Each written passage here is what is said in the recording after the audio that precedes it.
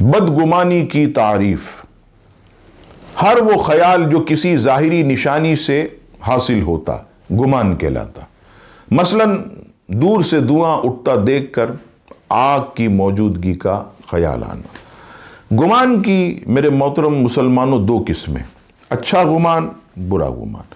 مومن کو اچھے گمان ہی کا حکم دیا گیا اور بدگمانی سے روکا گیا۔ چنانچہ سورۃ الحجرات کی آیت نمبر 12: یا ایھا الذین آمنوا اجتنبوا کثیرا من الظن ان بعض الظن اثم۔ اے ایمان والو، بہت گمان سے بچو، بے شک کوئی گمان گناہ ہو جاتا ہے۔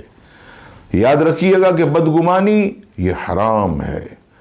شعب الایمان والیوم 5 پیج نمبر 297 پر حدیث پاک 6706 نقل ہے۔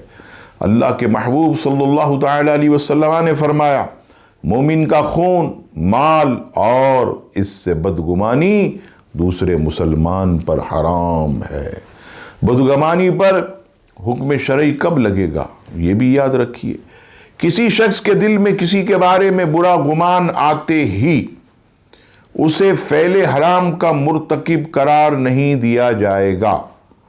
حرام اس وقت ہوگا جب انسان اس بدگمانی کو اپنے دل پر جما لے، یعنی اس پر یقین کر لے کہ ایسا ہی ہوگا، یہ شخص اس میں یہ ایسی برائی ہوگی، اور انسان اس بدگمانی کو زبان پر لے آئے یا اس کے تقاضے پر عمل کرے۔